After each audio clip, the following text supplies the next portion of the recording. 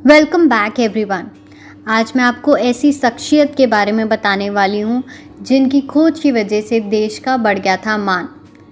जब भी भारत में महान हस्तियों की बात आती है तो उसमें सीवी रमन का नाम हमेशा लिस्ट में सबसे ऊपर आता है। 20वीं शताब्दी के सबसे प्रभावशाली वैज्ञानिकों में से एक थे सीवी रमन।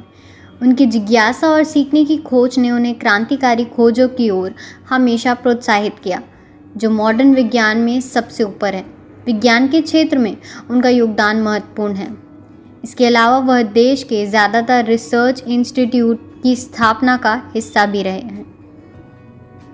7 नवंबर 1888 को तमिलनाडु के तिरुचिल्लपल्ली शहर में जन्मे चंद्रशेखर वेंकट रमन 8 बच्चों में से दूसरे नंबर के थे। उनके पिता चंद्रशेखर रामनाथन अय्यर गणित और फिजिक्स के शिक्षक थे।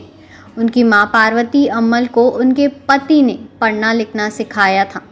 रमन के जन्म के समय परिवार आर्थिक रूप से अस्थिर था, लेकिन जब सीवी रमन 4 साल के थे तो उनके पिता का एक लेक्चरर बन गए। उनसे उनके रहने की स्थिति में सुधार हुआ और वो विशाखापट्टनम चले गए। वहाँ छोटी उम्र में से ही उनकी शिक्षा असाधारण रही। रमन को हमेशा से ही विज्ञान की ओर ज़्यादा ध्यान था। जैसे जैसे रमन बड़े हुए उन्होंने अपने पिता की किताबें पढ़ना शुरू किया। बहुत ही कम उम्र में रमन को पढ़ने का महत्व समझ में आ गया था। वह अपने दोस्तों से गणित और फिजिक्स पर किताबें अक्सर उधार ले लिया करते थे। कॉलेज में अपने पढ़ने के दौरान शैक्षणिक उत्कृष्टता उनकी विशेषता बन गई। संभवतः 20वीं सदी के सबसे प्रतिष्ठित वैज्ञानिक सीवी रमन के आज़ादी के बाद भारत के पहले राष्ट्रीय प्रोफेसर के रूप में चुना गया था। सीवी रमन की शिक्षा स्कूल में शुरू नहीं हुई थी, लेकिन उस समय उन्हें विज्ञान के प्रति अपने प्यार का एहसास हुआ।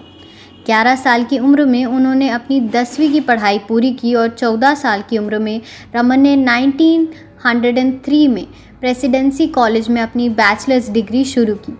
1904 में उन्होंने फिजिक्स और इंग्लिश में मेडल जीतकर एक टॉपर के रूप में उभरकर अपनी डिग्री पूरी की। हालांकि उनके प्रोफेसर ने उन्हें यूके में अपने मास्टर्स की पढ़ाई करने की सलाह दी, लेकिन उन्होंने अपनी स्वास्थ्य के चक्कर में यह विचार रहने दिया। वे भारत में रहे और उसी कॉलेज से उच्च शिक्षा प्राप्त की। 1907 में प्रेसिडेंसी कॉलेज से मास्टर्स डिग्री हासिल करने के बाद उन्होंने वित्त विभाग में एक अकाउंटेंट के रूप में काम किया। 1917 में वे कलकत्ता यूनिवर्सिटी में फिजिक्स के प्रोफेसर बने, जहां उन्होंने अपनी रिसर्च को आगे बढ़ाया और विभिन्न पदार्थों में प्रकाश का प्रकीर्णन किया, जिससे उन्हें बहुत प्रशंसा मिली। इनका करियर काफ़ी शानदार रहा। उनके जीवन में उन्होंने वो मुकाम हासिल किया जिसके वे हकदार थे। उन्होंने अपने करियर में कई सफलता हासिल की। इसी की बदौलत उनको नोबेल पुरस्कार से नवाजा गया। वही करियर के शुरुआत में रमन के टीचरों ने उनके पिता को सलाह दी कि वह उनको उच्च शिक्षा के लिए इंग्लैंड भेज दें, लेकिन खराब स्वास्थ्य के कारण वह उच्च शिक्षा के लिए विदेश नहीं जा सके। इस परीक्षा में रमन ने प्रथम स्थान प्राप्त किया और सरकार के वित्त में अफसर अपॉइंट हो गए। रमन कोलकाता में सहायक महालेखाकार की पोस्ट पर नियुक्त हुए और अपने घर में ही एक छोटी सी प्रयोगशाला बनाई। कोलकाता में उन्होंने Indian association for cultivation of science IACS में लैब में अपनी रिसर्च जारी रखी। हर सुबह वो दफ्तर जाने से पहले परिषद के लैब में पहुंच जाते थे। वो रविवार को भी सारा दिन लैब में गुजारते और अपने प्रयोगों में व्यस्त रहते थे। ऐसे कई सालों तक चलता रहा, लेकिन जब उनको लगा कि वह नौकरी के साथ साथ अपने लैब को समय नहीं दे पा रहे हैं, तो रमन ने वर्ष 1917 में सरकारी नौकरी छोड़ दी और IACS के अंतर्गत फिजिक्स में पलित कुर्सी स्वीकार कर ली। सन 1917 में कोलकाता विश्वविद्यालय के फिजिक्स के प्रोफेसर के तौर पर वह नियुक्त हो गए। ऑस्ट्रोफिजिक्स के क्षेत्र में उनके योगदान के लिए वर्ष 1924 में रमन को लंदन की रॉयल सोसाइटी का सदस्य बनाया गया और यह किसी भी वैज्ञानिक के लिए बहुत सम्मान की बात थी। रमन प्रभाव की खोज 28 फरवरी 1928 को हुई। रमन ने इसकी घोषणा अगले ही दिन विदेशी प्रेस में कर दी थी। प्रतिष्ठित वैज्ञानिक पत्रिका नेचर ने उसके प्रकाशित किया था। उन्होंने 16 मार्च 1928 को अपनी नई खोज के ऊपर बैंगलोर स्थित दक्षिण भारतीय विज्ञान संघ में भाषण दिया। इसके बाद धीरे धीरे विश्व की सभी लैब्स में रमन प्रभाव पर रिसर्च होना शुरू हो गया। वर्ष 1929 में रमन भारतीय विज्ञान कांग्रेस के अध्यक्ष भी बन गए थे। वर्ष 1930 में लाइट के स्कैटरिंग और रमन प्रभाव की खोज के लिए उन्हें फिजिक्स के क्षेत्र में प्रतिष्ठित नोबेल पुरस्कार से सम्मानित किया गया। वर्ष 1934 में रमन को बैंगलोर स्थित भारतीय विज्ञान संस्थान IIS का डायरेक्टर भी बनाया गया।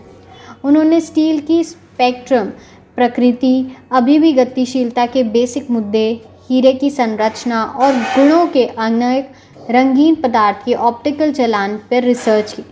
उन्होंने ही पहली बार तबले और मृदंगम के हार्मोनिक की प्रकृति की खोज की थी। वर्ष 1948 में वो IIS से रिटायर हुए। इसके बाद उन्होंने बैंगलोर में रमन अनुसंधान संस्थान की स्थापना की।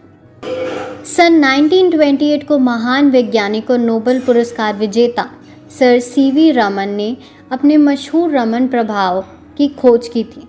इस खोज से न सिर्फ इस बात का पता चला कि समुद्र का पानी नीले रंग का क्यों होता है, यह भी पता चला कि जब भी कोई लाइट किसी पारदर्शी माध्यम से होकर गुजरती है तो उसके नेचर और बर्ताव में बदलाव आ जाता है। इससे भी ज़्यादा खास बात यह थी कि पहली बार था जब किसी भारतीय को विज्ञान में नोबेल प्राइज़ मिला था। इसी कारण 28 फरवरी को राष्ट्रीय विज्ञान दिवस यानी कि साइंस डे के तौर पे मनाया जाता है। आई होप आपको ये वीडियो इन्फॉर्मेटिव लगा होगा, और अगर लगा है तो लाइक, शेयर और सब्सक्राइब हमारे चैनल को ज़रूर कीजिएगा। Thank you.